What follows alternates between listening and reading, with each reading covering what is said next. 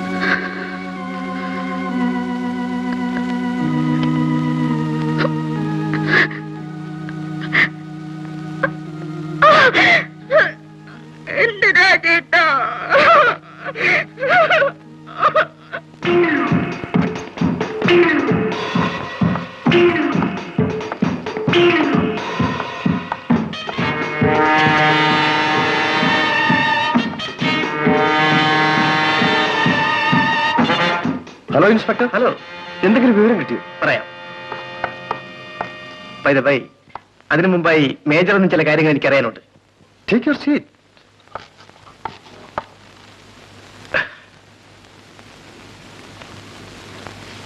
രാജന് വളരെ അടുത്ത കൂട്ടുകാരെങ്കിലും ഉണ്ടായിരുന്നു? പ്രത്യേകിച്ച് ആരുമില്ല. പിന്നെ എന്റെ മകളുടെ കൂട്ടുകാരിയുമായി അവൻ അടുപ്പത്തിലായിരുന്നു കേട്ടിട്ടുണ്ട്. ആ കുട്ടി ഇപ്പൊ എവിടെയാണ്? കുറച്ചു ദിവസം മുമ്പ് കാണാതെ പോയത് അവളാണ്. ഓഹോ, കാണാതായ രജനി എന്ന കോളേജ് സ്റ്റുഡന്റ് അല്ലേ? അതെ, രജനി തന്നെ.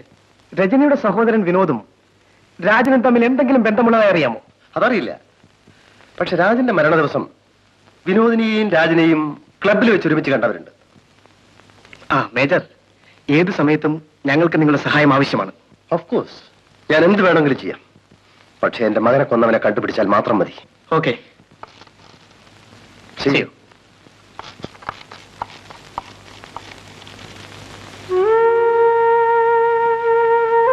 രജനി, നിന്നെ കൊന്നവന്റെ കഥ ഞാൻ കഴിച്ചു. നിനക്ക് വേണ്ടി അവന്റെ കുടുംബം മുഴുവൻ ഞാൻ തകർക്കും.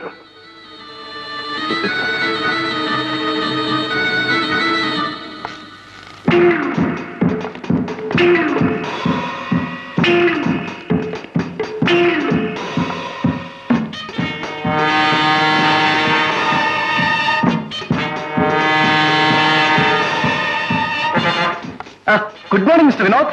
Good morning.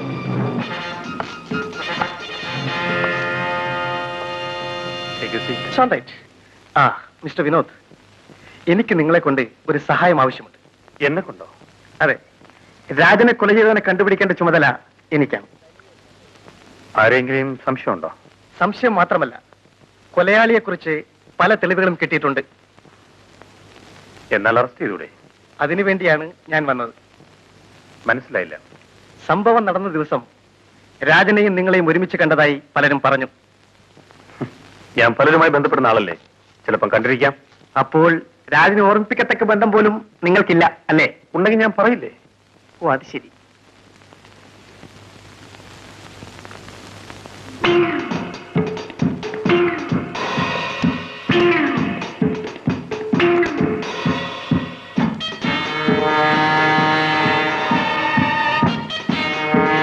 എനിക്ക് ലൈറ്റർ കളഞ്ഞു കിട്ടിയതാണ്.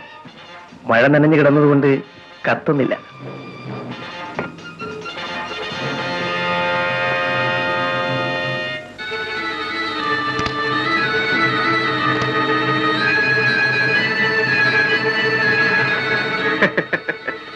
എന്താ ചിരിക്കുന്നത്?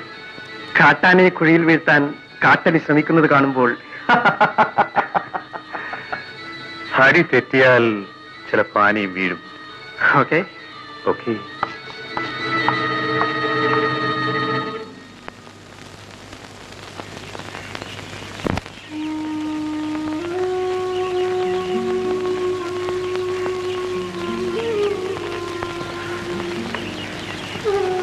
ഞാൻ വിലാസിനെ കാണാനാണ് വന്നത്.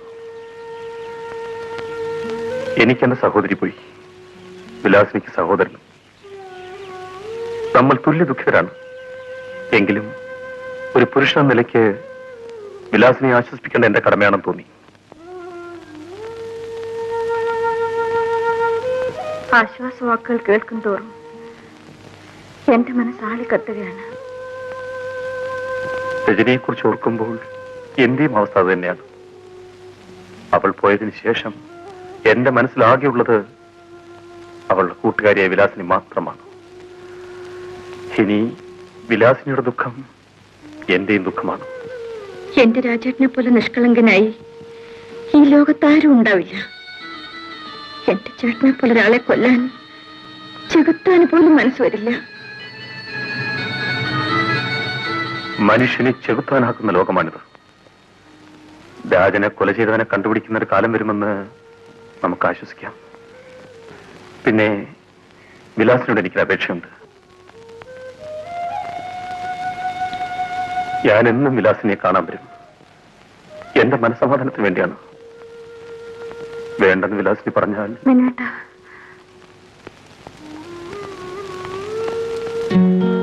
ഞാൻ പറഞ്ഞ സത്യമാണ്.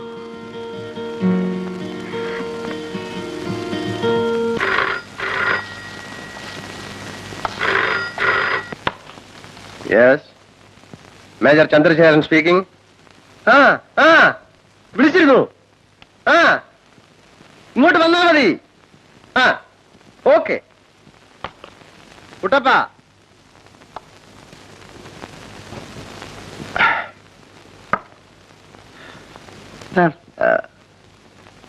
ഇന്ന് വൈകുന്നേരം ഒരു ഡിന്നർ അറേഞ്ച് ചെയ്യണം.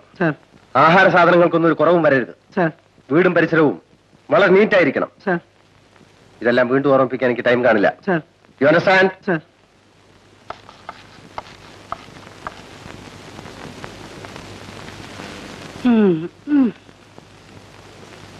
കുട്ടപ്പൻചേട്ടാ, നമുക്കെല്ലാം ഒരുക്കണ്ടേ? അയ്യോ, എന്തൊരുക്കാനുണ്ട? നിന്റെ അമ്മായിമ്മയുടെ 16 അടിയന്തരത്തിന് ഒരുക്കാനും. നല്ല മാണിക്യം പോലത്തെ ഒരു കുഞ്ഞു മരിച്ചിട്ട് 10 ദിവസമായിട്ടില്ല. അതിനു മുമ്പ് അയാളുടെ ഒരു ഡിന്നറും ലഞ്ചും. എന്റെ ഈശ്വര, ഇയാളുടെ ഈ പട്ടാളക്കളി എവിടെ ചെന്ന് അവസാനിക്കാവും?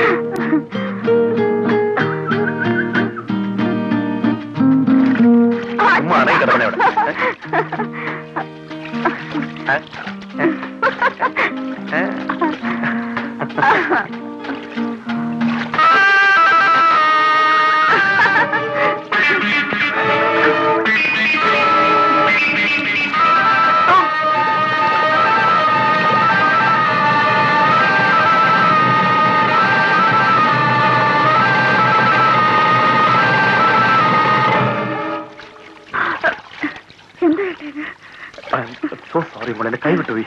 പേടിച്ചു പോയേ.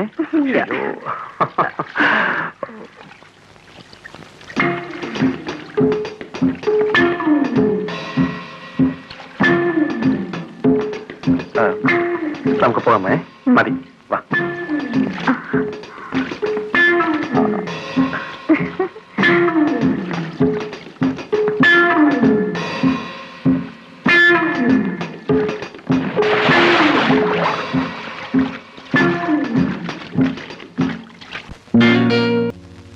എന്ത്?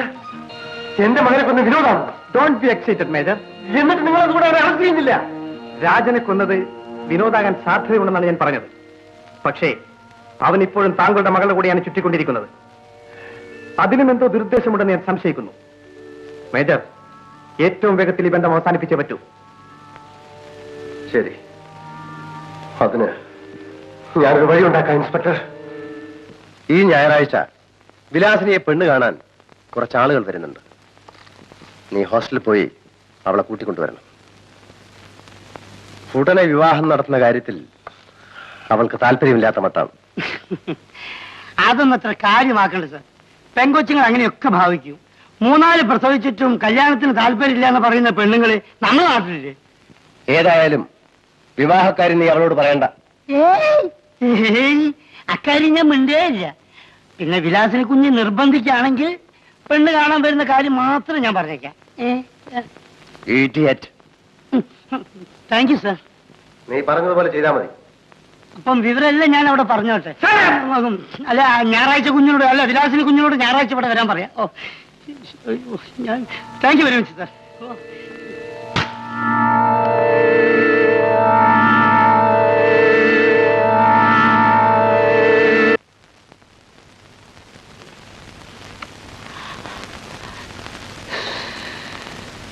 Good morning madam.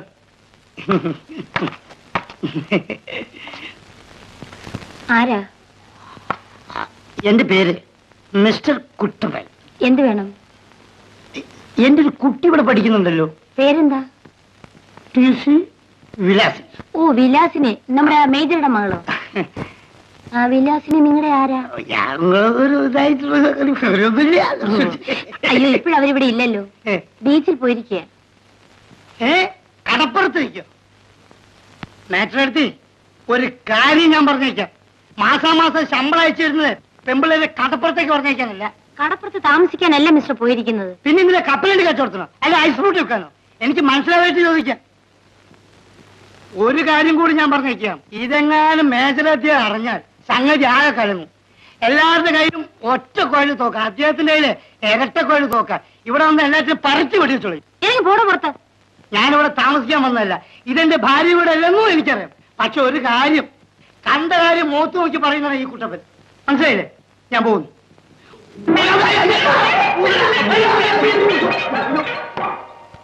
You get out. Thank you.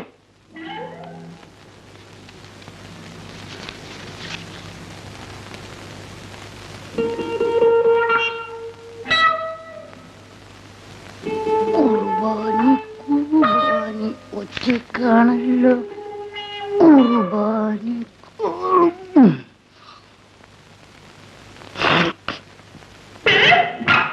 You bloody fool.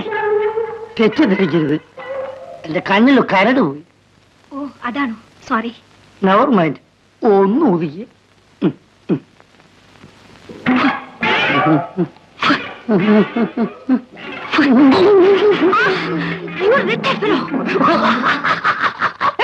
എന്നാലെന്താ, മാറ്റിനിക്ക് വന്നാ മതിയേ. ഇയാളെന്താ പോയില്ലേ? ഇല്ല, എനിക്കങ്ങനെ ധൃതിയൊന്നുമില്ല. വിലാസിനി കുഞ്ഞ് വന്നിട്ട് പോയച്ച മതി. കുട്ടിയകത്തു പോവും.